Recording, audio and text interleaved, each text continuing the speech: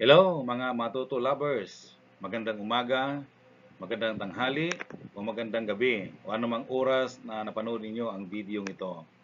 Welcome to our YouTube channel, Matuto Dapat, sapagkat ang kaalaman ay isang mahalagang kayamanan. Kaya kailangan po nating mag-aral mabuti at patuloy na mag-aral. Ngayon po ay ating pag-aralan ay ang finding the distance. So, may mga points na kailangan po nating intindihin to find the distance. Okay? As its name implies, any distance formula D provides the distance, the line segment length. For instance, the length of the line segment that connects two points is their distance. So, may dalawang points, kukonek niya. So, gaano kalayo yung dalawang points? So, yun yung distance. So, in this topic, we will discuss the distance between two points in 2D plane. Distance between a point and a line in 2D. Distance between parallel lines in 2D. So, 2D means two-dimensional plane. So, number one, distance between two points in 2D plane. So, we have here 2 points, point 1, x sub 1 and y sub 1, and we have point 2, x sub 2, y sub 2. So the distance between 2 points, yun po ang ating hahanapin. And we have the formula to find the distance. D is equals to the square root of x sub 2 minus x sub 1 square plus the quantity y sub 2 minus y sub 1 square. Okay, so yun po yung formula gagamitin natin. And then we have now our example number 1. Determine the distance between point A, 5, 2, and point B, negative 3, 7. So, ang given natin, ang point 1 ay 5, 2, at ang point 2 ay negative 3, 7. So, you have now the point P sub 1, 5, 2, and the point negative 3, 7. Okay, so kukunin po natin yung distance ng dalawang point. And using our formula, D is equals to the square root of x sub 2 minus x sub 1 square plus y sub 2 minus y sub 1 square. So, ngayon, distribute lang, atin po i-substitute yung ating mga given values. Ang x sub 2 natin, from point 2, so negative 3 minus 5 sa x sub 1 natin sa point 1. Tapos quantity square plus 7 yung ating y sub 2 from point 2, 7 minus 2 sa ating point 1. So 7 minus 2 square. Okay? Negative 3 minus 5, since parehas po ang sign, so add natin. So that is negative 8. Carry natin ang common sign which is negative. Tapos quantity square plus 5 minus 2 is, 7 minus 2 is 5. So, you have 5 square. Okay, so, negative 8 square ay 64, and 5 square is 25. So, 64 plus 25 is 89. So, ang distance is square root of 89 or 9.43. So, that is the distance between the 2 points. Example 2. Determine the distance between the point A, negative 6, negative 3, and point B, 3, 6. So, dalawang points ang given natin wherein ang ating point sub 1 is negative 6, negative 3. At ang point 2 natin ay positive 3, 6. Yan. So, kukunin natin yung distance ng dalawang point. So again, we are using now our distance formula, and substitute natin yung ating values. So you have now quantity 3 minus negative 6 square plus the quantity of 6 minus negative 3 square. So yung ayan po ay nanggagaling sa ating mga points, no? Where x sub 1 and x sub 2 and y sub 2 ay from the point 2, where the x sub 1 and y sub 1 is from the point 1. Okay, so you have 3 minus negative 6 square. So, that is positive 9. So, negative times negative ay positive. So, 3 plus 6 magiging 9 square. Tapos, 6 minus negative 3 ay 9 din kasi maging negative times negative 3 is positive 3. So, 6 plus 3 is 9. So, 9 square plus 9 square. So, that is 81 plus 81. So, that is 81 times 2 or 162. But in this case, we can square the 81. So, that is 9 times square root of 2 or 12.73. So, that is the distance between that two lines. Okay. Now, we have distance between a point and a line in 2D. In 2D. Yeah. So, ang pinag-usapan naman natin, line naman, tapos yung isa ay point. Okay?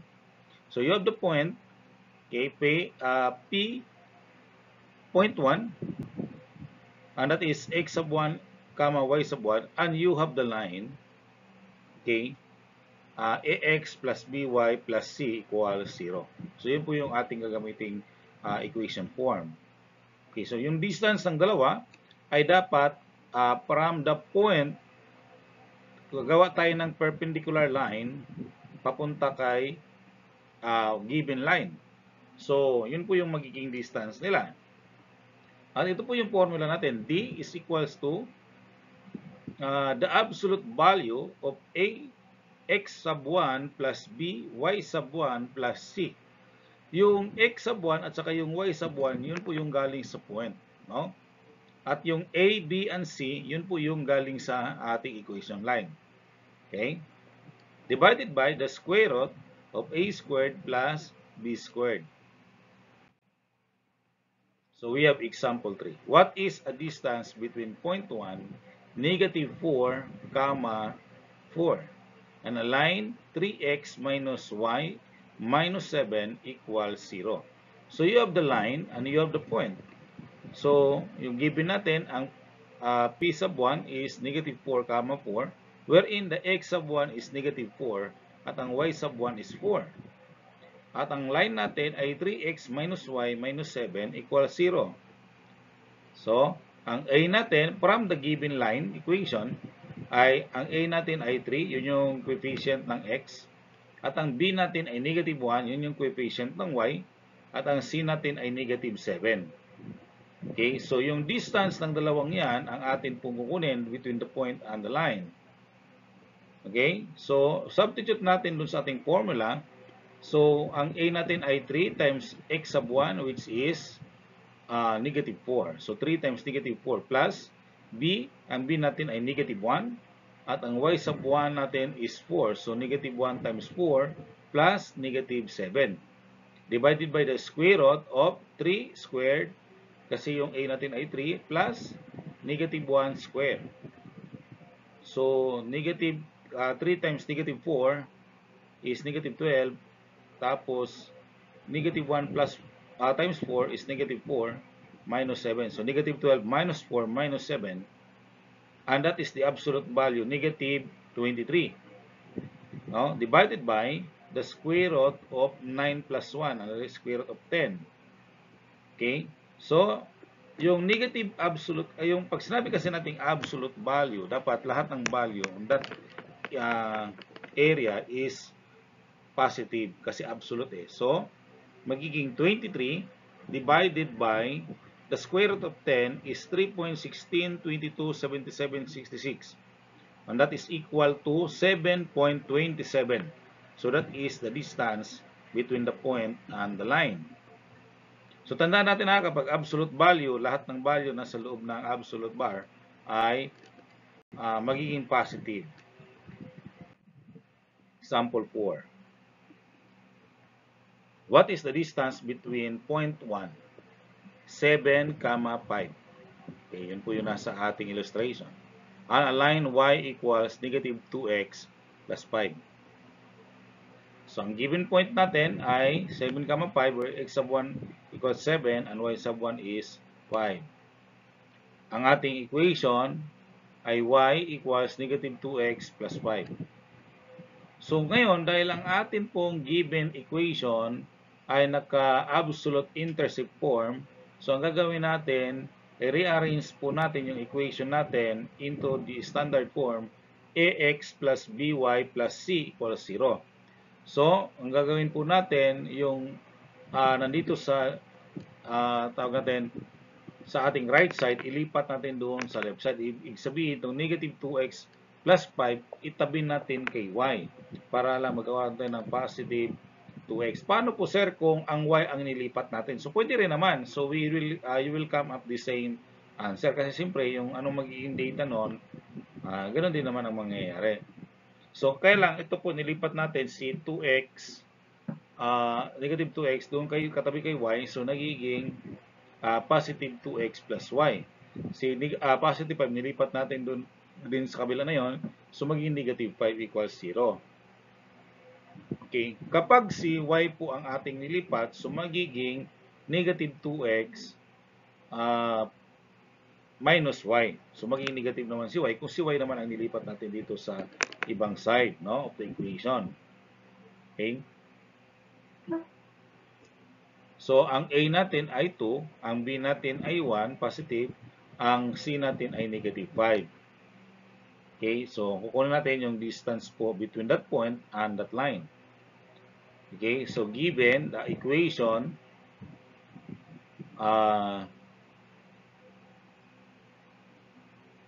yung ating A is 2 times 7, yun po yung ating value ng x sub 1, so tapos plus 1 times 5, okay, plus negative 5, yun yung C, divided by the square root of 2 square plus 1 square.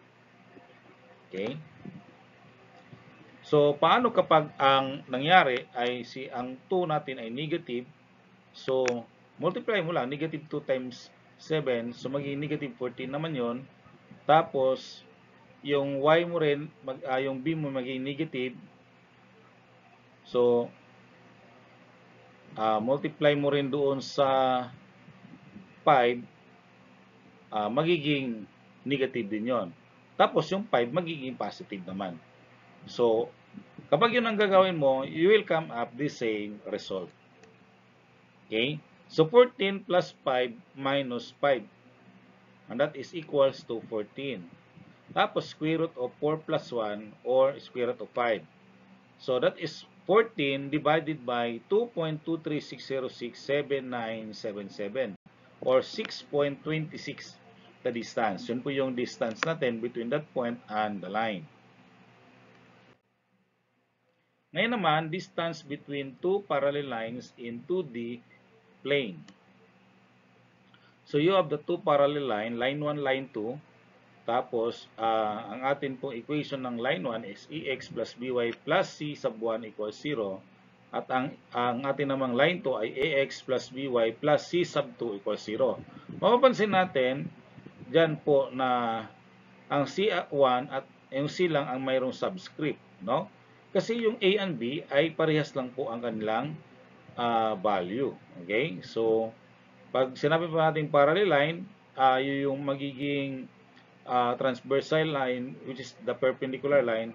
So, lahat po yan, makabuo po sila ng, pag yung transversal line ay perpendicular, so both side of the equation, both side ng line ay magiging 90 degrees. Okay? So, ito po yung formula natin. D is equal to the absolute value of C sub 2 minus C sub 1. Okay? Kasi, hindi na po natin nasama doon yung kagaya kanina, yung AX. Kasi yung X and Y value is the same. No?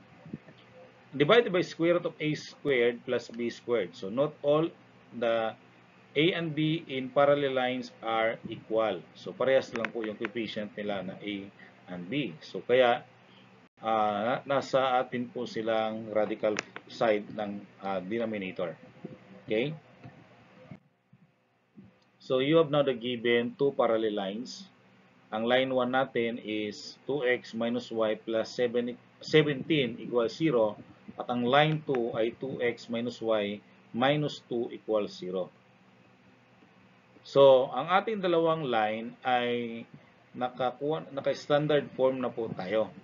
So, pag ganyan, madali na lang po natin titingnan, no? Ang C sub 1 ay 17 at ang C sub 2 ay negative 2. Tapos, yung ating A ay 2, which is the common between the two lines, at ang B natin ay negative 1. Okay? So, yun po yung distance ng dalawang line. Okay, using the formula, so substitute natin ang C sub 2 natin, negative 2 minus 17 C sub 1 divided by 2 squared plus negative 1 squared.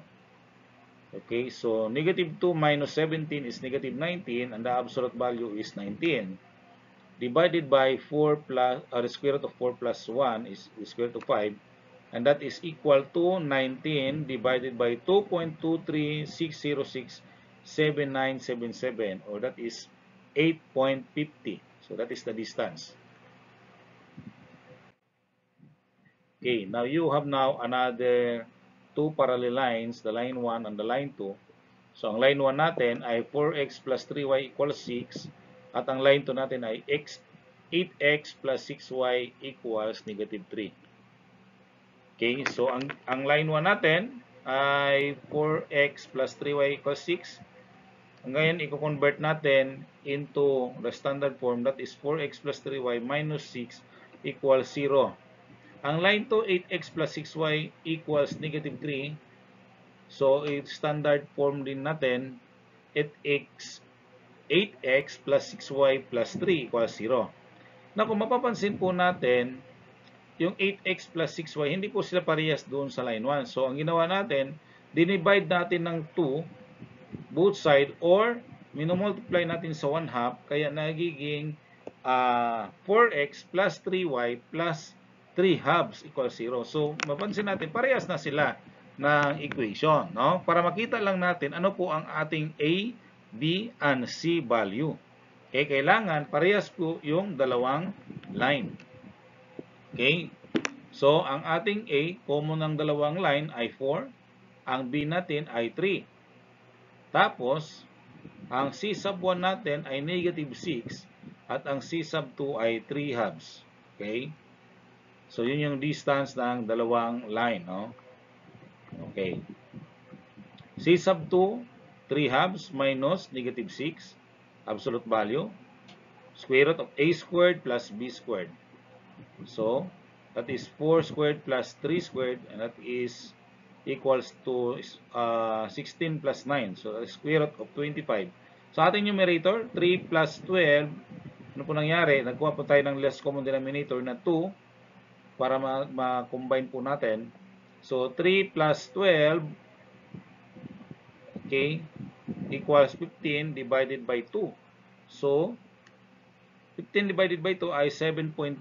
Ang square root of 25 ay 5. So, 7.5 divided by 5, kaya po 1.50. So, that is the distance. So, here is your activity. Activity 1. Yan. Determine the distance between the line 1, y equals 3, negative 3x minus 7, and a point A, 4, 10. Okay, number 2, determine the distance between line C, y equals 6x minus 9, and a point 1, 3, 9. Okay, determine the distance between point 1, 0, 10, and point 2, 2, negative 6. And determine the distance between point D, negative 3, negative 7, and point E, 1, 9. Number 5, determine the distance between line A, 3x plus 4y minus 5 equals 0, and line B, 3x plus 4y plus 8 equals 0. Number 6, determine the distance between line A, y equals 2x minus 7, and line B, y equals 2x plus 9. Number 7, determine the distance between line A, y equals 3/4 x minus 2, and 4y equals 3x plus 6. Yan. So, yun po yung inyong activity. Maraming salamat sa inyong panonood. Naway natutunan ninyo o may dagdag sa inyong kaalaman sa pamagitan ng panonood ng video ito. Okay? Kung maaari po, pwedeng paki-like, pwede nyo i-share sa mga nag-aaral ng mathematics, and pwede rin paki-subscribe na rin sa ating channel, at huwag kalimutan pindutin ang button, yung bell button, para sa mga susunod pa nating mga video. Maraming po salamat. God bless sa ating lahat.